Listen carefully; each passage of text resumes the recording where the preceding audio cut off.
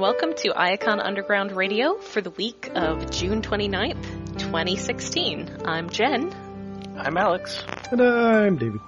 So we have a few bits of news this week, and then we are going to talk about the last issue of Sins of the Wreckers, issue 5, which has finally come out. It's very exciting.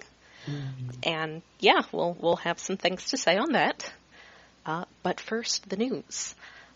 There are pictures out now from the Combiner Wars animated thing that you could be entirely forgiven for having completely forgot existed. Yeah. We finally have pictures of what it's going to be. We don't have any animation, not even a trailer or a test yet, just 5 still pictures of some robots that look okay. I am very enthusiastic based on the pictures of the robots. Yeah, it looks at least 2 of the robots. Nice, but is the Menasor model the same one from Devastation? I mean, I played Devastation, but I can't exactly remember. Well, the name of the company making it is Machinima. Yeah, I know. I assumed they would be using assets from Devastation, but like they have a Windblade and they have a new character, Maxima, which is just Windblade with a different color and a new head. Like a ninja head. Yeah, and a weird Starscream that's like a cross between the leader one and the what were those things? The weird foreign ones that were cheaper and just sort of barely transformed. They had simple transformations. What's that called? Oh wow, I don't know. The Legends is the only ones I can think of. No, I forget what about it. They were for like South America or something. They're like $10, but they're tall, but they only have like 3 steps to transform or something.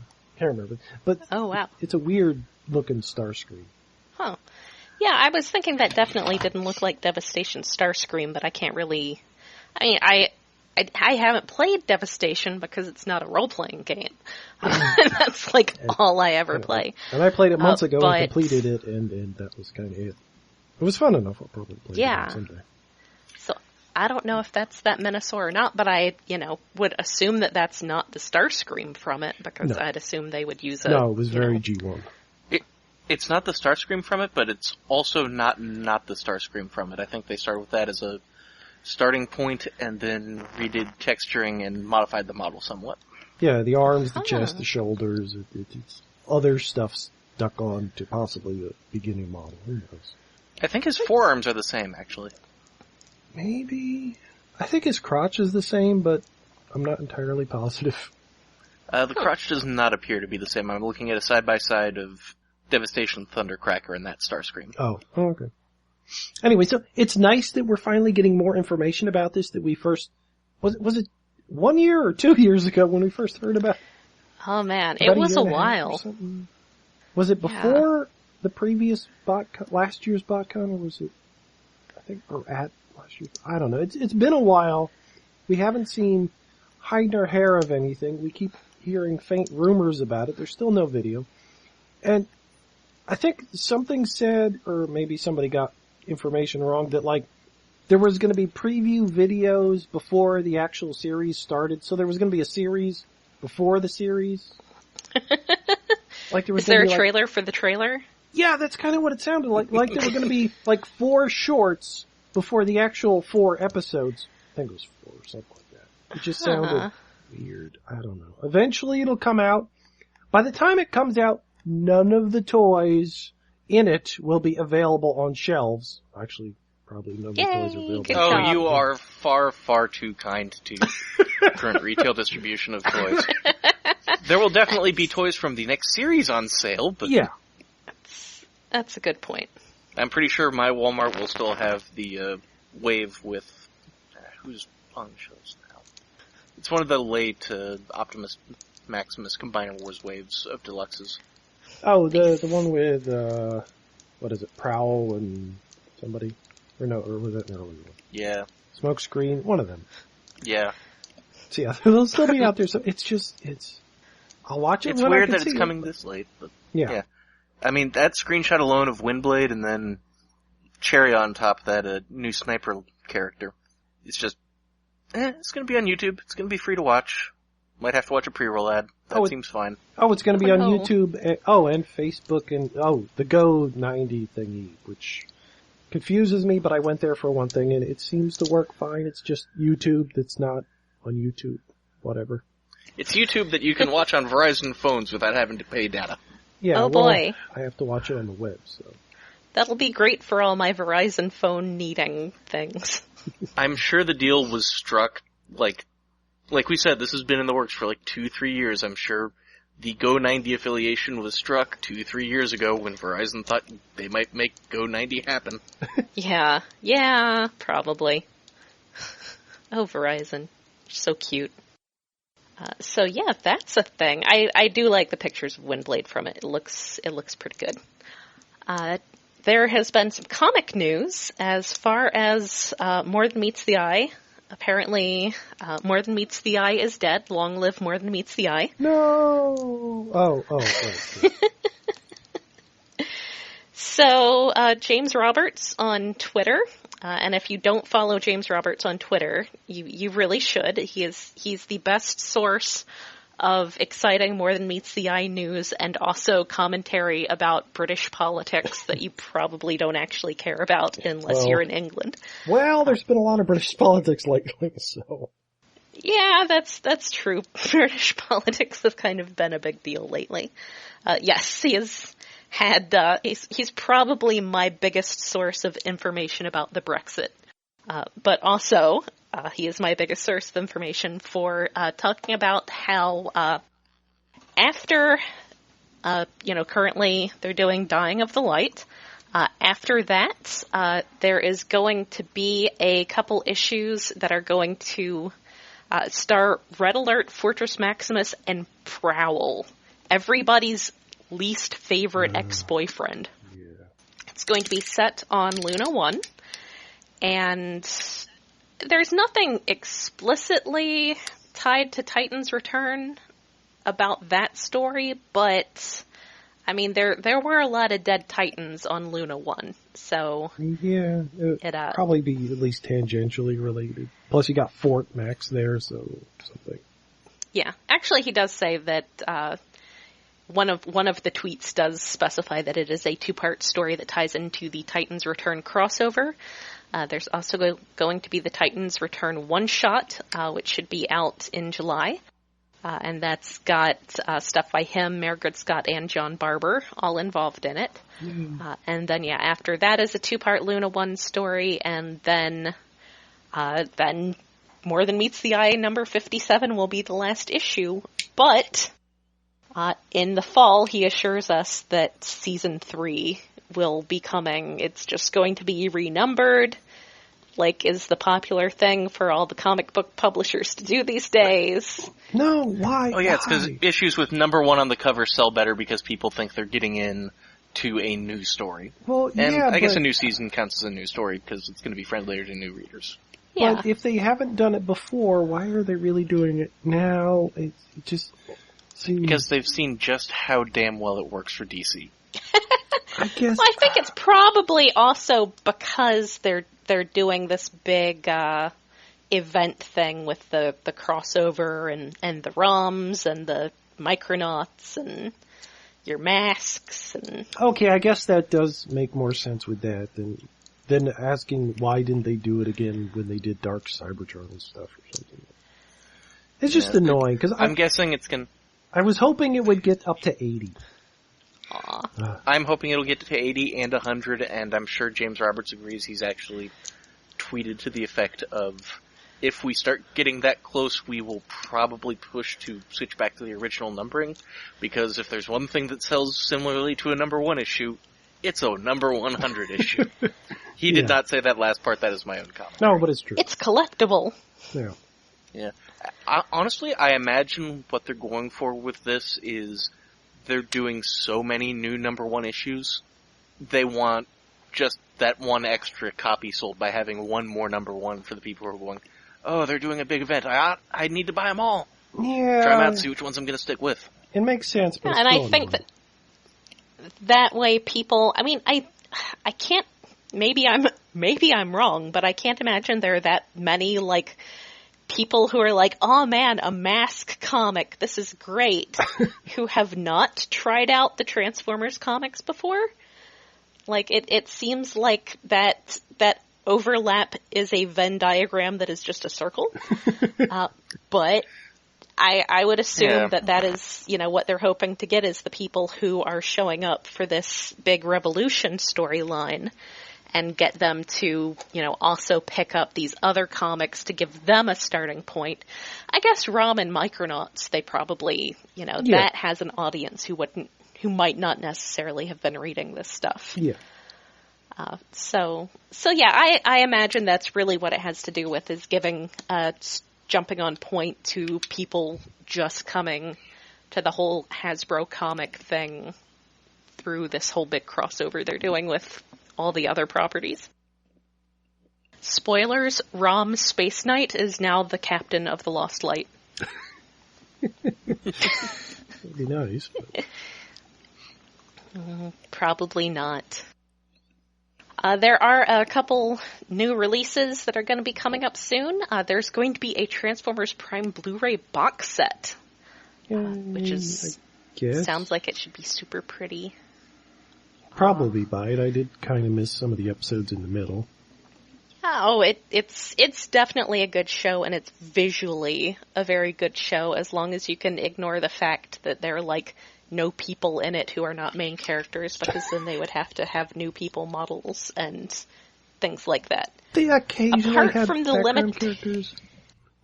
Weren't there girls that talked to Jack one day? One episode? I think it was only one. But I think they showed up a couple times. They were semi-recurring characters. But yeah, it's very pretty. It suffered a little from some of the limitations of CG modeling, but it's a good show. I liked it. I liked it a lot.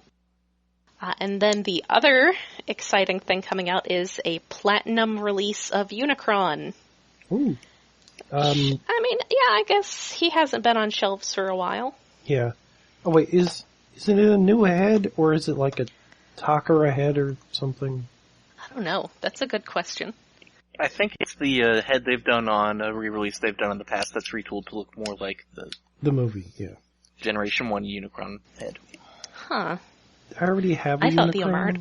I don't need a new one. I thought the Armada one already looked pretty good, but... Yeah, it does look really good. So be it. Yeah. But yeah, that's, something that's been off the shelves for long enough that I'm sure they can sell him. But he's, really expensive, though. It's $160, $180. Oh, yeah, because he's platinum. Yeah. Extra paint, fancy box, limited run. Yay. So there is also, this past week, there was a big licensing expo event, which usually isn't a source of a lot of news, but occasionally we get some odds and ends coming out there. One of them we got was a line of skateboard planks, which all have extremely on-model G1 art, except there's this camera-headed guy. Everybody's favorite camera head. Yeah, everybody else is circa the beginning of the movie, but this one guy with a big camera chest and a camera head, and his color scheme is galaxy colors. You could see stuff in his crowd. It's weird. Oh, yeah.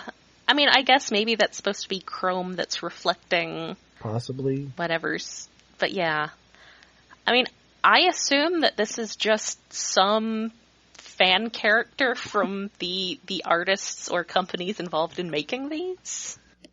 Primitive skateboarding, apparently. Maybe, I don't know. Each of the skateboards has a name on the bottom, and they're all confusing. The one at the bottom of Rodimus says Peacock. It's Rodimus's name is now Peacock now? What? Peacock MS Prime? Those are names of team members on the skateboarding company. They're sponsored riders.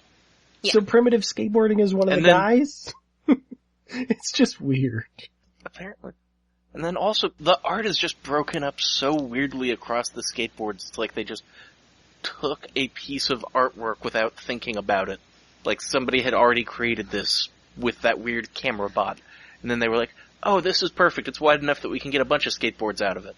Yeah, so you can get a skateboard that has Megatron sort of behind Optimus Prime's arm and also Starscream's arm. Yeah, it's separated so there's somebody's face on each of them, but body parts are obscuring and things. Yeah. Also, the trucks on the one that's featuring Bumblebee would make it so it's just his head popping out from a part of the skateboard. Yeah. Yeah, that's a good point. Also, Starscream's would be like that, too. Yep. So it's interesting. I don't know. I don't know who the market is for that. I mean, presumably skateboarders, but I don't know how many skateboarders have the money to buy what really just needs to be like 8-piece wall art. Yep. And they also have a bunch of fancy statues that I'm sure will cost $150 to $200. Yeah. Yes. There's a lot of... And it's just movie stuff. So, yay. Yay, movie stuff. Speaking of movie stuff, we have more casting stuff. Yay! Okay. We have the super obnoxious new character for this movie whose name is Squeaks. Okay. He's some sort of little scooter thing. I'm pretty sure the main female character is actually properly underage this time, so hopefully he won't hump anyone's leg. Maybe he'll hump someone else's leg. Based on the character design and the name Squeaks, I think he's probably going to wind up being more cloyingly cute than we've gotten out of a Michael Bay character in these films before. Yeah. Huh. Because BB-8 is money. Yes. So he's like the cloyingly cute character who previous characters like that should have been. Yes. Like Wheelie and, I don't know, Wheelie. some other character like that. Wheelie was the little remote control truck that would hump somebody's leg, right? Yes. Yeah. He was the unnecessarily obscene remote control truck. Yeah. So hopefully he's not going to be like that, but I guess we'll see. Apparently the car that is Crosshairs is going to be in it because he's shown up on set. That would be... You can be forgiven, again, for forgetting which one that is. He's the one who is not any particular ridiculous stereotype, except, I guess, stereotype of a guy with goggles and a trench coat. Yeah. And, multiple guns. Yes, many guns. So he's your Reaper stereotype for those Overwatch players. Yep. He plays online under the handle Darth Edgelord, and he's really good at FPS games. Though I hear he's playing a lot of Overwatch these days. He mains Reaper, of course. More importantly, the most important casting news that I have heard in this entire movie is that Tyrese Gibson is confirmed. Ooh. Yay! Bring back his left cheek. Yay! Yes. So that's exciting. We all like Tyrese Gibson. We all want to see more Tyrese Gibson. Oh, yeah. He and Josh Duhamel are going to be returning to their characters from earlier in the series, and it's going to be super cool. So that's it for the news for this week. Like I said, the last issue of Sins of the Wreckers is finally out. We have been both hype and patient about it in equal measure, and now it is finally here. So yeah. What do you think? Oh, people die. Yay, it's a Wreckers comic. Yeah, that's kind of how they go. People die, there is much gruesome dismemberment, and most shockingly, Prowl does something distinctly non-dickish. Wow. And he does something nice. It's like, wow. Maybe he figures that if he does things occasionally that fit what he has come to see as nice, and I'm doing air quotes here, then maybe fewer people will try to kill him. Yes. Because, we see how much his current behavior has gotten him so far. Everyone hates him. Like I said, there was the whole thing in the previous issue where they all had to make abundantly clear that they weren't saving him because they liked him. Yeah. That's what happens. Usually I'm like writing on this, and but I have to say the coloring in this is so good. Yeah. Oh God, Josh did an amazing job on this. Moody and Yes. surreal at times. And the writing and the art are also good, but the color just really, really pops here. So yeah, that's he was walking a tightrope this entire issue, because one issue Transformers comics have for people who aren't totally fans, and even people who are casual fans, is telling characters apart without being able to refer to color. Yeah. And doing an entire issue with dramatic colored lighting. That was brave, and he knocked it out of the park. Well, it does help that, like, Nick Roche doesn't draw any character with the same silhouette. They're easier to tell apart, so the lighting can play into it, because, like Guzzle is lit the same way as some other characters in some scenes. But he's this big fat blob with a cannon on his back. Yep. And speaking of big fat blobs, tarantulas. Yay! Yes. So I guess we all, and I will say, because I didn't say already, but I'll have said in the show link, we're going to have spoilers. But I see that we did correctly call or some people did correctly call who Ostaros actually is. Yeah. And that came about in the most messed up way possible, though. Also, speaking of messed up, Tarantulas getting his spider head cut off and then his robot head just sticking out from the wound. Yeah, that's very Tarantulas. It is Tarantulas, and it is super creepy, and I love the set piece behind that entire fight. Yeah. Where it's just, the room is shrinking, so you have a giant spider that they're all trying to fight and trying to figure out how to fight, and they're lopping off limbs, and they're trying to toss him into a pit, and it's not working because he's a spider and can grab onto things, and then it's just... Grab onto things and people. Yep. just grab.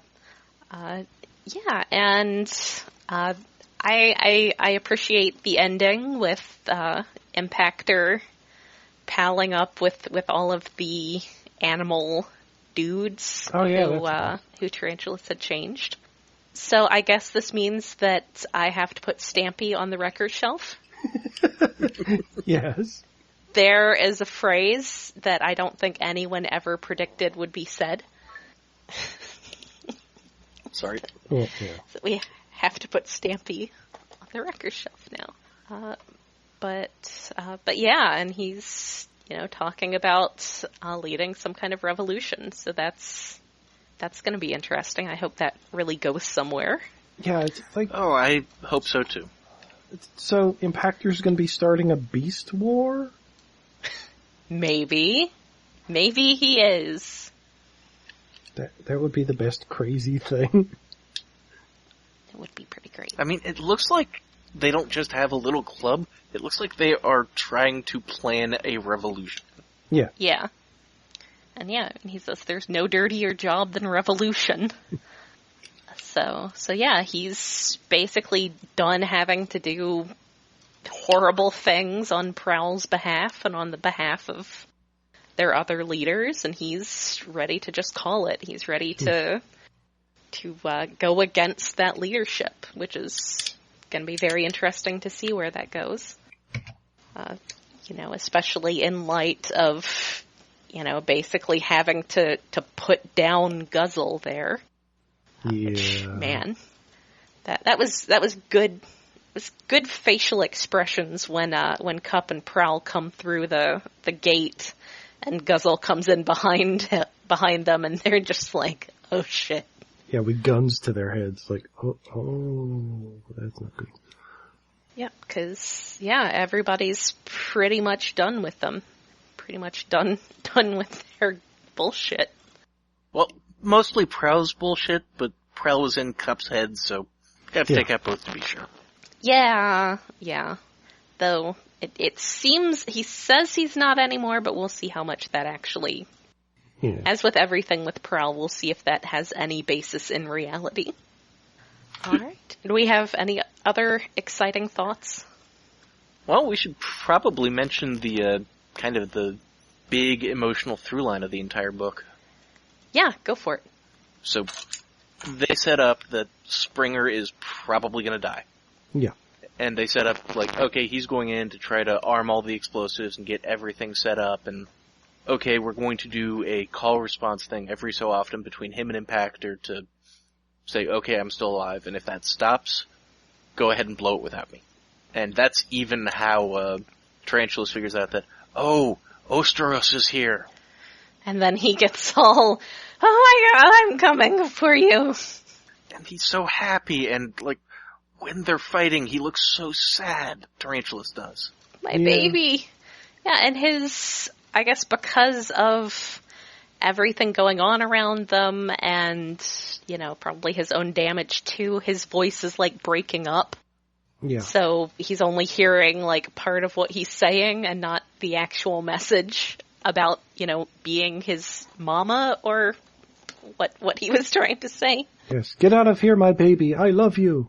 While Springer's trying to stab him to death. Yeah. The letters OVE show up at one point without context in a word balloon where it seems like, yes, that is the end of a complete word.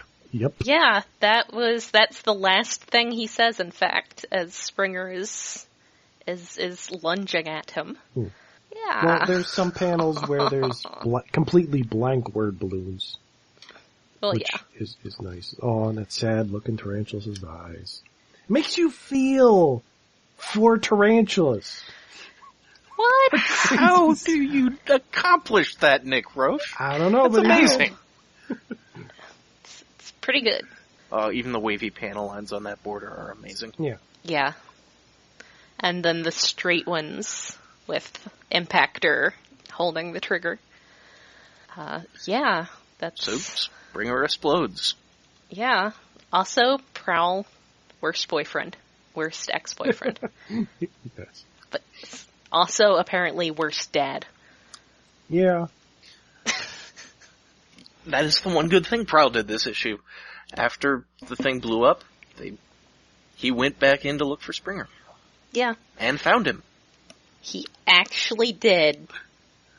I'm gonna say it's a selfless thing. I mean, I guess you could think of ways that, you know, it benefits him to have Springer around, but I'm gonna give him the benefit of the doubt.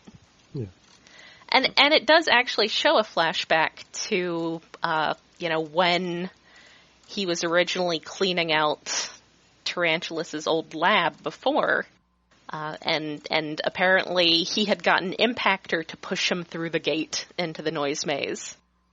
And then Impactor was supposed to kill Osteros, and Impactor was like, no, I'm not going to kill this innocent thing for you, you do it.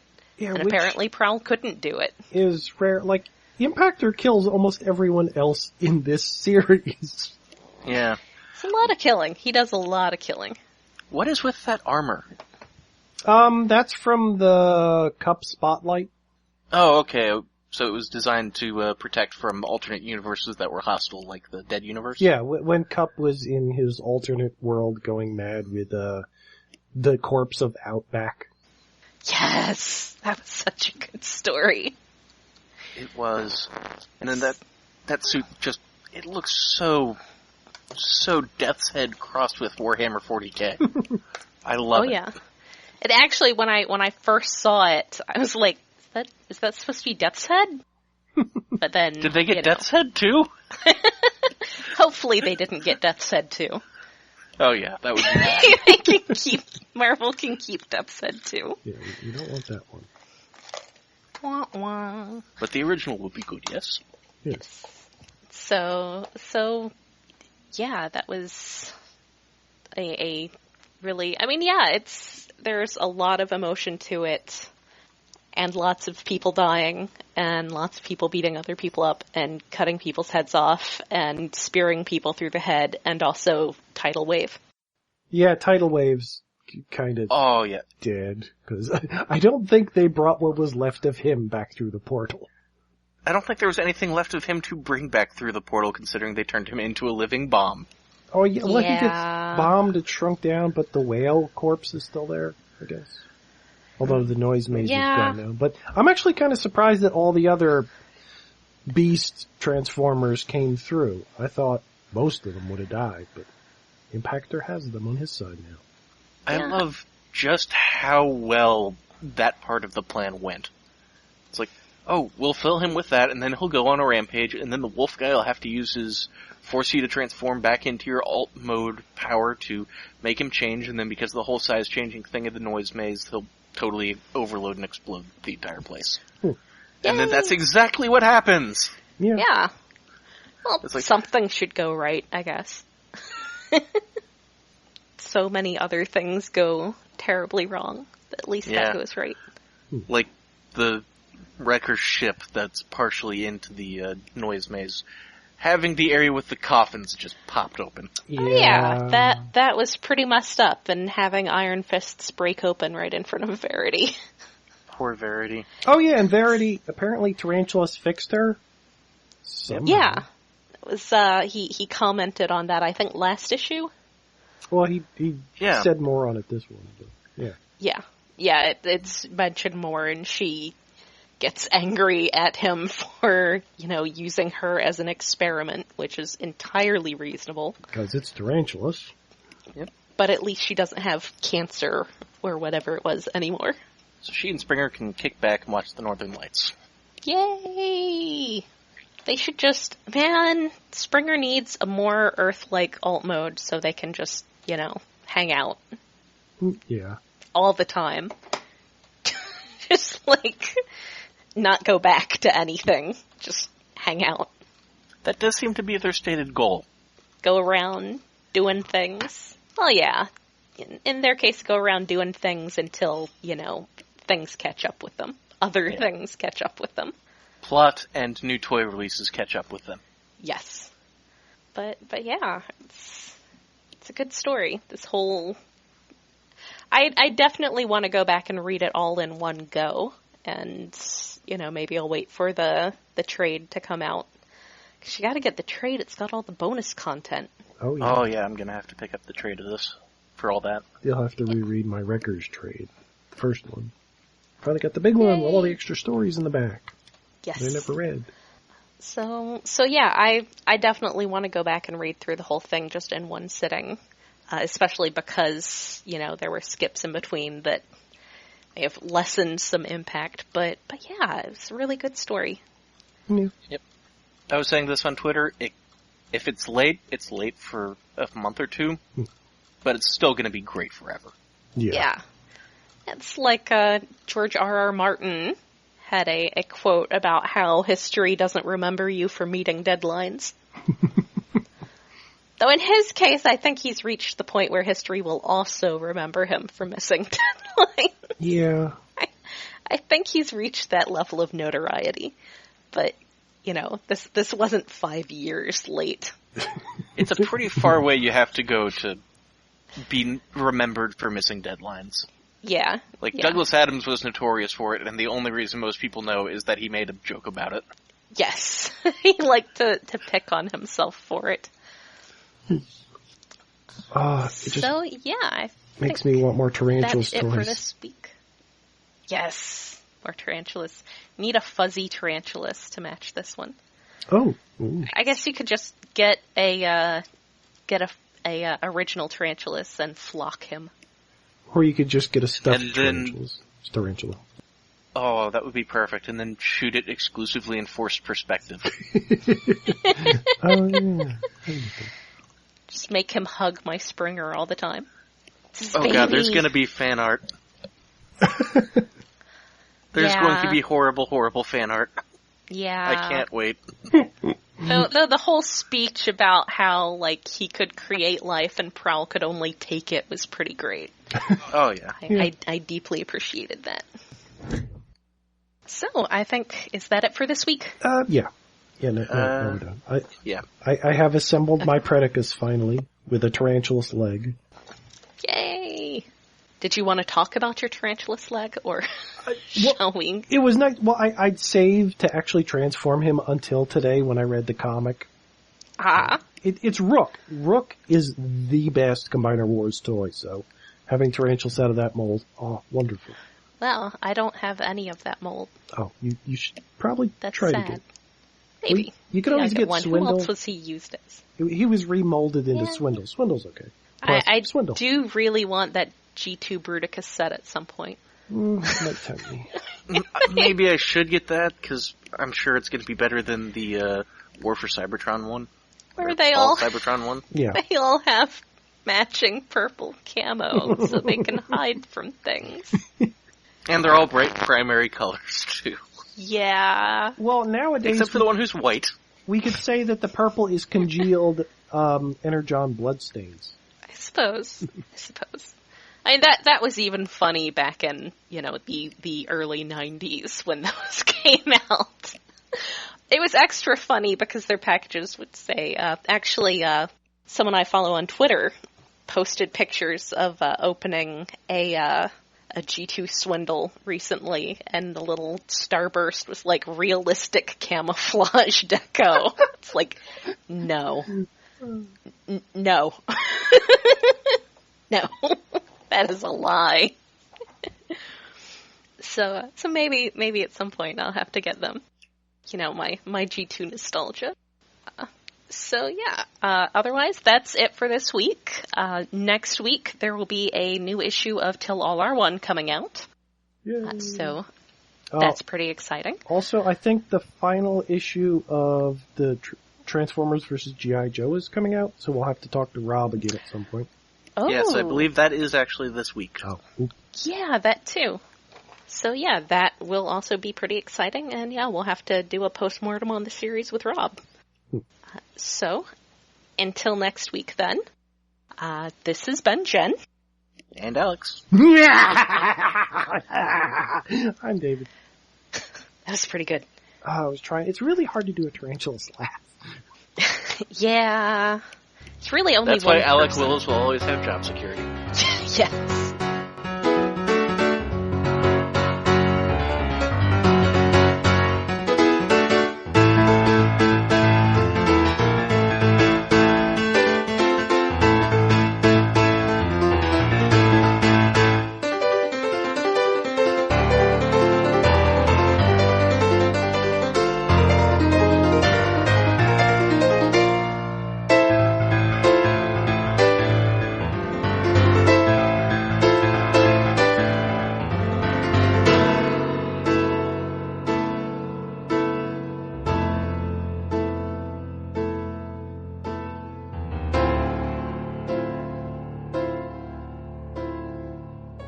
Hi, and welcome to Okay, let's try that again.